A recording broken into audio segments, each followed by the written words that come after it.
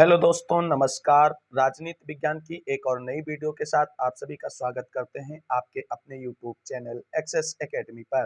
दोस्तों, आप सभी की आगामी परीक्षाओं जैसे TGT, PGT, LT grade, GIC प्रवक्ता, government degree college, assistant professor, Kendriya Vidyalaya संगठन, बिहार शिक्षक भर्ती, DSSB और यूजीसी नेट जेआरएफ की परीक्षाओं की तैयारी के लिए राजनीति के विज्ञान के अंतर्गत आज की इस वीडियो में हम लेकर के आए हैं सामाजिक समझौते सिद्धांत के प्रतिपादकों हाब्स, लॉक, रूसो का एक समग्र और तुलनात्मक अध्ययन। और यहां से आप सभी लोगों को इस टॉपिक से जुड़े हुए सारे पॉइंट्स क्लियर हो जाएंगे और एकमात्र इसी वीडियो से आप 2 से 3 क्वेश्चंस आसानी से सही कर पाएंगे। तो साथियों, वीडियो में आगे बढ़ने से पहले छोटी सी रिक्वेस्ट है कि प्लीज वीडियो को लाइक करें, दोस्तों में शेयर करें तथा चैनल को सब्सक्राइब करके बेल आइकन जरूर दबाएं। तो आइए साथियों, शुरू करते हैं आज का वीडियो। तो साथियों, जैसा कि आप सभी लोग जानते हैं कि हाब्स, लॉक, रूसो ये तीनों विचारक जो हैं राज्य की उत्पत्ति के सामाजिक समझौते से जुड़े हुए हैं और इन तीनों ने संयुक्त रूप से राज्य की उत्पत्ति के सामाजिक समझौते सिद्धांत का प्रतिपादन किया है। इन सभी तीनों के अलग अलग सिद्धांतों को विस्तृत रूप में डिस्कस किया गया है, जिसकी वीडियो चैनल पर ऑलरेडी आप सभी को मिल जाएगी। अगर अभी तक उन वीडियोज को आपने नहीं देखा है तो प्लीज चैनल की प्लेलिस्ट को विजिट करें और वहां से देखें, आपको सारी चीजें आसानी से क्लियर होने वाली हैं। तो इस वीडियो में आगे बढ़ते हुए तो तुलनात्मक अध्ययन के अंतर्गत हम अंतर और समानताओं को डिस्कस करेंगे। अंतर डिस्कस करने के आधार होंगे मानव स्वभाव, प्राकृतिक अवस्था, प्राकृतिक अवस्था में प्राप्त व्यक्ति को प्राकृतिक अधिकार, समझौते का कारण, समझौते के प्रकार, राज्य का स्वरूप किस तरीके से रखा गया है, वहीं राज्य के विरोध के अधिकार। इन सभी बिंदुओं को इंक्लूड करते हुए हाब्स, लॉक और रूसो के सामाजिक समझौते सिद्धांत का तुलनात्मक अध्ययन करने वाले हैं। तो वीडियो को बिना स्किप किए हुए अंत तक बने रहें, सारी चीजें आपको क्लियर हो जाएंगी और जैसा मैंने बोला है 2 से 3 नंबर इसी वीडियो से आपके पक्के हो जाएंगे आपकी आगामी परीक्षाओं में, जहां पर आप पॉलिटिकल साइंस की तैयारी करते हैं। तो आइए शुरू करते हैं आज का वीडियो और देख लेते हैं हाब्स, लॉक, रूसो के सामाजिक समझौते सिद्धांत का तुलनात्मक अध्ययन। सबसे पहले बात कर लेते हैं इन तीनों विचारकों की प्रसिद्ध पुस्तकों के बारे में। तो हाब्स महोदय, जिनकी प्रसिद्ध पुस्तक लेवियाथन है, जिसके अंतर्गत उन्होंने राज्य की उत्पत्ति के सामाजिक समझौते सिद्धांत से संबंधित महत्वपूर्ण तथ्यों को डिस्क्राइब किया है, यानी अपने राज्य की उत्पत्ति के सामाजिक समझौते सिद्धांत का प्रतिपादक उन्होंने लेवियाथन नामक ग्रंथ में किया है। हाब्स महोदय की लेवियाथन कृति जो है वो 1651 ईस्वी में प्रकाशित हुई थी। वहीं लॉक महोदय की प्रसिद्ध पुस्तक है टू ट्रीटीज ऑन गवर्नमेंट, जो 1690 में आई थी और इसमें इन्होंने राज्य की उत्पत्ति के सामाजिक समझौते सिद्धांत का प्रतिपादन किया है।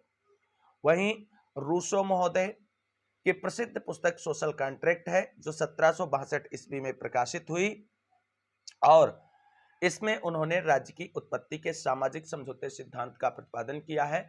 और आप सभी को बता दें, ये तीनों विचारक ऐसे विचारक हैं जो राज्य की उत्पत्ति के सामाजिक समझौता सिद्धांत या अनुबंधवादी सिद्धांत से संबंधित हैं और इन्होंने राज्य की उत्पत्ति के सबसे प्राचीन सिद्धांत दैवीय सिद्धांत का खंडन करते हुए राज्य की उत्पत्ति के सामाजिक समझौते के सिद्धांत का प्रतिपादन किया था। तो कई बार प्रश्न यहीं से पूछ लिया जाता है कि जो प्रसिद्ध पुस्तकें हैं उनके नामों को लेकर के, तो ध्यान रखना है हाब्स की प्रसिद्ध पुस्तक लेवियाथन 1651 में प्रकाशित हुई। लॉक की प्रसिद्ध पुस्तक है टू ट्रीटीज ऑन गवर्नमेंट, 1690 में प्रकाशित हुई है। सोशल कॉन्ट्रैक्ट रूसो की प्रसिद्ध पुस्तक है जो 1762 ईस्वी में प्रकाशित हुई है।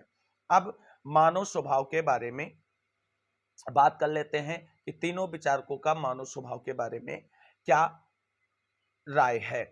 तो साथियों, जैसा कि आप सभी लोग जानते हैं कि हाब्स का जन्म जो है वो इंग्लैंड में हुआ था और जिस समय उसका जन्म हुआ था उस समय इंग्लैंड में चारों तरफ भय का वातावरण बना हुआ था, क्योंकि स्पेन की सेना जो थी आर्मेडा, उसका इतना भय व्याप्त था इंग्लैंड के तटीय क्षेत्रों में।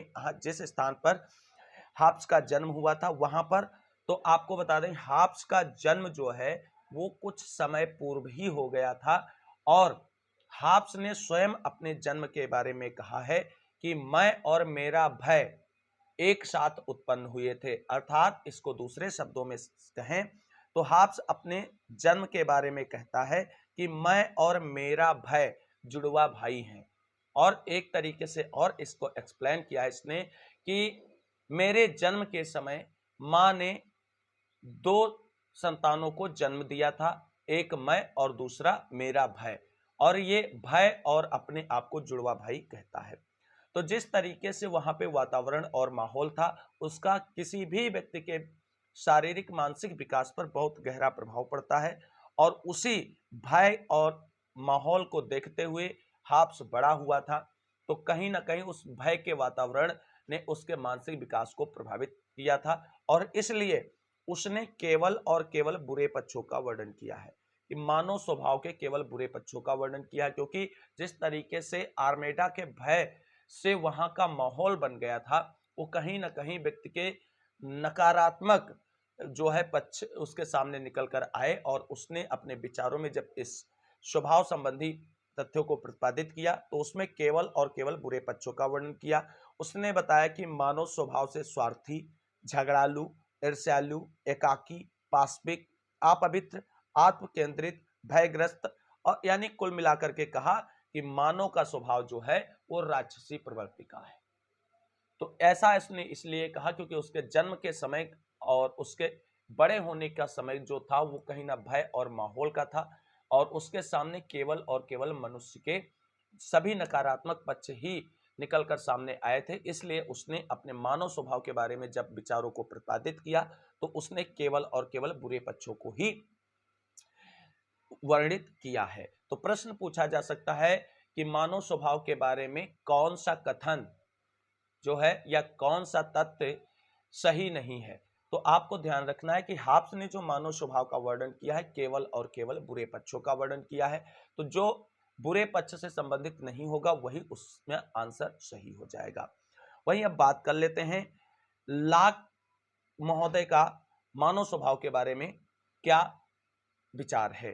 तो इन्होंने मनुष्य के केवल अच्छे पक्षों का वर्णन किया है। अब अच्छे पक्ष का वर्णन क्यों किया है?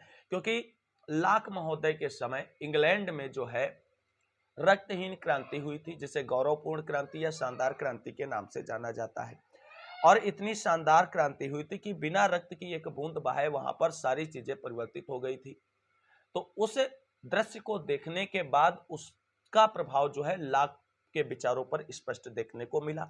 और उसने जब मानव स्वभाव संबंधी अपने सिद्धांतों और विचारों का प्रतिपादन किया तो जिस तरीके से उसके सामने अच्छे स्वभाव का प्रकटीकरण हुआ था, तो उसने अपने सिद्धांत में सभी अच्छे पक्षों का वर्णन किया और बताया कि मानव स्वभाव से सहयोगी, परोपकारी, शांत प्रिय, दयालु, प्रेमी, सामाजिक, विवेकपूर्ण और सद्भावना युक्त होता है। तो अगर केवल अच्छे पक्षों की बात की जाए तो लाक महोदय होंगे, केवल बुरे पक्षों की बात की जाए तो हाब्स महोदय होंगे। अब बात कर लेते हैं रूसो का क्या विचार था मानव स्वभाव को लेकर के। तो रूसो जो है वो आप एक तरीके से कह सकते हैं कि मानव स्वभाव के जो विचारों का सिद्धांत प्रतिपादित किया है उसमें उन्होंने हाब्स और लाक दोनों के सम्मिलित रूप को लेते हुए प्रतिपादित किया है। और इस आधार पर हम कह सकते हैं कि रूसो ने मनुष्य के या मानव के स्वभाव का जो सिद्धांत प्रतिपादित किया है, विचार प्रतिपादित किया है, उसमें अच्छे और बुरे दोनों पक्षों का वर्णन किया है। जैसे उसने मनुष्य को मनुष्य के स्वभाव को आदर्श बर्बर, भद्र पशु, स्वाभाविक रूप से निर्दोष, पशुतुल्य, निष्पाप, सहज भावना से कार्य करने वाला, बुद्धिहीन प्राणी कहा है। तो यहां से अगर मानव स्वभाव के बारे में पूछा जाए तो तीनों चीज के बारे में चीजें क्लियर हो गई। केवल बुरे पक्ष की बात करता है तो हाब्स है, केवल अच्छे पक्ष की बात करता है तो लाक है, और अगर अच्छे और बुरे दोनों पक्षों को सम्मिलित रूप से मानव स्वभाव के रूप में वर्णित करता है तो वो रूसो हो जाएगा। अब अगला पॉइंट है प्राकृतिक अवस्था के आधार पर दोनों के विचारों का तुलनात्मक अध्ययन। तो आप सभी लोग जानते हैं कि राज्य की उत्पत्ति के सामाजिक समझौते सिद्धांत के प्रतिपादकों ने माना है कि जब राज्य की उत्पत्ति हुई है उससे पहले की जो अवस्था थी वो प्राकृतिक अवस्था थी। अब तीनों विचारक समझौतावादी या अनुबंधवादी विचारक हैं, तो तीनों ये मानते हैं कि प्राकृतिक अवस्था थी और प्राकृतिक अवस्था के बाद ही राज्य की उत्पत्ति हुई है समझौते के द्वारा। अब ऐसे में देखना यह है कि तीनों के आधार पर किस तरीके की प्राकृतिक अवस्था थी राज्य की उत्पत्ति से पहले। तो हाब्स कहते हैं कि राज्य की उत्पत्ति से पहले जो प्राकृतिक अवस्था थी अराजकता, संघर्ष और युद्धों की अवस्था थी, और जिसकी लाठी उसकी भैंस यानी शक्ति के का बोलबाला था, और मत्स्य न्याय की व्यवस्था प्रचलित थी। यानी जिस तरीके से तालाब या नदियों में बड़ी मछली छोटी मछली को खा जाती है, उस तरीके की न्याय व्यवस्था यहाँ पर प्रचलित थी। वहीं लाक महोदय प्राकृतिक अवस्था के बारे में कहते हैं कि राज्य की उत्पत्ति से पहले जो प्राकृतिक अवस्था थी वो शांति, संपन्नता, सहयोग, समानता तथा स्वतंत्रता की अवस्था थी। वहीं रूसो महोदय कहते हैं कि राज्य की उत्पत्ति से पहले जो प्राकृतिक अवस्था थी वो उत्कृष्ट जंगली अवस्था थी, पशु की तरह एकाकी व मस्त जीवन, स्वतंत्रता व समानता की अवस्था थी, और भद्र वनवासी की अवस्था भी प्राकृतिक अवस्था को कहा है। वहीं अब प्राकृतिक अवस्था में व्यक्ति को प्राप्त अधिकारों के बारे में तीनों विचारकों के राय क्या है। तो हाब्स महोदय प्राकृतिक अवस्था में केवल आत्मरक्षा के अधिकार का वर्णन करते हैं। हाब्स महोदय प्राकृतिक अवस्था में मनुष्यों को केवल आत्मरक्षा के अधिकार देते हैं। वहीं लाक महोदय जीवन, स्वतंत्रता और संपत्ति के अधिकार का वर्णन करते हैं और कहते हैं कि प्राकृतिक अवस्था में व्यक्ति को 3 प्राकृतिक अधिकार प्राप्त थे, जिनमें जीवन, स्वतंत्रता और संपत्ति का अधिकार था, जबकि रूसो ने प्राकृतिक अवस्था में किसी भी प्रकार के अधिकारों का वर्णन नहीं किया है। वहीं अब देखते हैं फिर समझौते का कारण क्या था। तो हाब्स महोदय के अनुसार समझौते का कारण जो था वो प्राकृतिक अवस्था में अराजकता से छुटकारा पाने के लिए ही समझौता हुआ था। यानी जो प्राकृतिक अवस्था थी उसमें अराजकता व्याप्त हो गई और उस अराजकता से छुटकारा पाने के लिए व्यक्तियों ने समझौता करते हुए राज्य की उत्पत्ति की। वहीं लाक महोदय कहते हैं कि सरकार के अभाव में व्यक्ति के प्राकृतिक अधिकार खतरे में पड़ गए। यानी लाक ने प्राकृतिक अवस्था में जीवन, स्वतंत्रता और संपत्ति के अधिकारों का वर्णन किया है और कहा है कि सरकार नाम का कोई भी संगठन ना होने के कारण जो प्राकृतिक अवस्था में व्यक्ति को प्राकृतिक अधिकार प्राप्त थे वो खतरे में पड़ गए, और इसीलिए जो सभी मनुष्य थे उन्होंने मिलकर के एक समझौता किया और सामाजिक समझौता जिसे कहा गया, और उसी के फलस्वरूप राज्य और सरकार की उत्पत्ति हुई। जबकि रूसो महोदय कहते हैं कि प्राकृतिक अवस्था में संपत्ति का उदय हो गया और संपत्ति के उदय के कारण व्यक्ति की स्वतंत्रता व समानता खतरे में पड़ गई, और इसलिए सभी व्यक्तियों ने मिलकर के आपस में जो है वो एक समझौता किया जिससे राज्य की उत्पत्ति हुई। वहीं दूसरा अब बात कर लेते हैं समझौते का प्रकार क्या था। तो हाब्स महोदय ने केवल एक समझौता माना है और कहा है जिसमें व्यक्ति ने व्यक्ति के साथ समझौता किया और उस आधार पर राज्य या सरकार का निर्माण हुआ। जबकि लाक महोदय ने 2 प्रकार के समझौतों का वर्णन किया है। कहा है व्यक्ति और व्यक्ति के बीच जो समझौता हुआ है उससे समाज का निर्माण हुआ है, और जबकि शासित और शासक के मध्य जो समझौता हुआ है उससे राज्य का निर्माण हुआ है। वहीं अब बात कर लेते हैं रूसो ने केवल एक ही समझौते के सिद्धांत का प्रतिपादन किया है और कहा है व्यक्ति और व्यक्ति ने जो आपस में समझौता किया है उसी समझौते के फलस्वरूप राज्य या समाज का निर्माण हुआ है। वहीं अब बात कर लेते हैं राज्य के स्वरूप के बारे में। तो हाब्स ने जिस तरीके से सामाजिक समझौते सिद्धांत का प्रतिपादन किया है तो उसमें पूरी तरीके से निरंकुश राजतंत्र का समर्थन किया है। वहीं लाक महोदय ने मर्यादित राजतंत्र, सीमित या वैधानिक राजतंत्र या प्रतिनिधित्वात्मक लोकतंत्र का समर्थन किया है अपने विचारों में। वहीं रूसो महोदय अपने सामाजिक समझौते सिद्धांत के अंतर्गत प्रत्यक्ष प्रजातंत्र का समर्थन किया है और सामान्य इच्छा पर आधारित राज्य का भी प्रतिपादन किया है, और उन्होंने जो संप्रभुता का सिद्धांत था वो कहीं ना कहीं सामान्य इच्छा में समाहित करने का प्रयास किया है। वहीं अब बात कर लेते हैं राज्य के विरोध का अधिकार। हाब्स, लाक और रूसो ने क्या व्यक्ति को राज्य का विरोध करने का अधिकार दिया है? इस आधार पर देख लेते हैं इनका एक कंपैरेटिव विश्लेषण। तो सबसे पहले हाब्स महोदय ने व्यक्तियों को आत्मरक्षा के आधार पर राज्य के विरोध का अधिकार दिया है, अन्य किसी आधार पर आप राज्य का विरोध नहीं कर सकते हैं, और इसीलिए कहा जाता है कि ये निरंकुश राजतंत्र के समर्थक है। वहीं लाक महोदय ने जो 3 प्राकृतिक अधिकार व्यक्ति के बताए थे, जीवन, स्वतंत्रता और संपत्ति, उन अधिकारों का अगर हनन होता है तो जो व्यक्ति हैं वो प्राकृतिक अधिकारों की रक्षा के आधार पर राज्य का विरोध कर सकते हैं। वहीं रूसो महोदय ने व्यक्ति और राज्य के निवासियों को राज्य के विरोध करने का कोई भी अधिकार नहीं दिया है।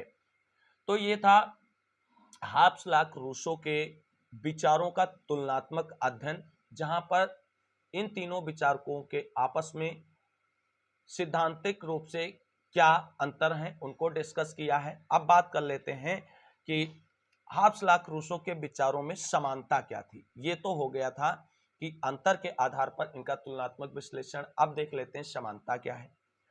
तो सबसे पहली समानता जो है कि हाब्स लाक रूसो तीनों विचारकों ने राज्य की उत्पत्ति के सबसे प्राचीन सिद्धांत दैवीय सिद्धांत का खंडन करते हुए राज्य की उत्पत्ति के एक नवीन सिद्धांत यानी सामाजिक समझौते या संविदावादी सिद्धांत का प्रतिपादन किया। और दूसरा जो समानता है वो है कि राज्य एक कृत्रिम और मानवीय संस्था है। तीनों विचारक समझौतावादी विचारक हैं और इन्होंने जब इस सिद्धांत का प्रतिपादन किया तो कहा कि राज्य एक कृत्रिम संस्था है और मानवीय संस्था है, क्योंकि मानवों ने यानी मनुष्यों ने आपसी सहमति के आधार पर राज्य का निर्माण किया है, जबकि दैवीय उत्पत्ति का सिद्धांत मानता था कि राज्य का निर्माण ईश्वर के द्वारा किया गया है, राज्य एक ईश्वरीय संस्था है। वहीं हाब्स लाक रूसो इस पॉइंट पर भी एक दूसरे के समान विचार रखते हैं। वहीं तीसरा पॉइंट जो समानता का है वो है राज्य व्यक्ति के समझौते का फल है। यानी तीनों विचारक ये मानते हैं कि राज्य की उत्पत्ति जो है वो जो व्यक्तियों ने आपस में समझौता किया है, चाहे वो अराजकता की स्थिति से छुटकारा पाने के लिए हो या प्राकृतिक अधिकारों की रक्षा के लिए हो या संपत्ति के उदय के कारण व्यक्ति की स्वतंत्रता और समानता की रक्षा के लिए हो, वो सभी जो हैं जब राज्य का निर्माण हुआ है तो उसका बेस एक ही है कि व्यक्तियों का आपस में समझौता। अगला पॉइंट जो है जिसके आधार पर इनके विचारों में समानता देखने को मिलती है कि सामाजिक समझौता सिद्धांत के प्रवर्तकों में तीनों का नाम है। सामाजिक समझौते सिद्धांत के प्रतिपादकों और प्रवर्तकों में हाब्स लाक रूसो तीनों को सम्मिलित रूप से इंक्लूड किया जाता है। वहीं अगला जो पॉइंट है, तीनों ने अपने विचारों में मानव स्वभाव, प्राकृतिक अवस्था और अनुबंध की चर्चा की है। तीनों विचारकों ने अपने सामाजिक समझौता सिद्धांत में मानव का स्वभाव, मानव की प्राकृतिक अवस्था और अनुबंध की विस्तृत चर्चा की है। कुछ अंतर थे जिसको पहले डिस्कस कर लिया, तो ये कुछ इंपॉर्टेंट पॉइंट थे जिस आधार पर तीनों विचारकों के विचारों में समानता देखने को मिलती है। तो साथियों, ये था हाब्स लाक रूसो के विचारों का तुलनात्मक अध्ययन, जो आप सभी की आगामी परीक्षाओं जैसे TGT, PGT, LT grade, GIC प्रोक्ता, government degree college, assistant professor, Kendriya Vidyalaya संगठन, बिहार शिक्षक भर्ती, असिस्टेंट प्रोफेसर, नेट जेआरएफ की परीक्षाओं के लिए बहुत ही उपयोगी और हेल्पफुल साबित होगी। उम्मीद करते हैं आप सभी को वीडियो अच्छा लगा होगा। अगर वीडियो अच्छा लगा हो और आगे की तैयारी आप फ्री ऑफ कॉस्ट जारी रखना चाहते हैं तो प्लीज़ वीडियो को लाइक करें, दोस्तों में शेयर करें और चैनल को सब्सक्राइब करके बेल आइकन जरूर दबा लें, जिससे हम आप सभी को study material free of cost प्रदान कर सकें। और स्टडी मटेरियल प्राप्त करने के लिए डिस्क्रिप्शन में दिए गए टेलीग्राम चैनल को ज्वाइन कर लीजिए और वहां से आपको सारी चीज़ें फ्री ऑफ कॉस्ट मिलने वाली हैं। तो आज की वीडियो में बस इतना ही। कल से हम लोग पॉलिटिकल साइंस की प्रैक्टिस सीरीज शुरू कर रहे हैं और तब तक के लिए थ्योरेटिकल क्लासेस रोकते हैं और एक हफ्ते तक प्रैक्टिस सीरीज जारी रहेगी, जिसमें हिस्ट्री और पॉलिटिकल साइंस की डे बाय डे क्लासेस आपको देखने को मिलेंगी। तो उम्मीद करते हैं उसका भी सपोर्ट आप सभी साथी लोग करेंगे। तो आज की वीडियो में बस इतना ही। वीडियो को अंत तक देखने के लिए सभी साथियों को तहे दिल से शुक्रिया, बहुत बहुत धन्यवाद।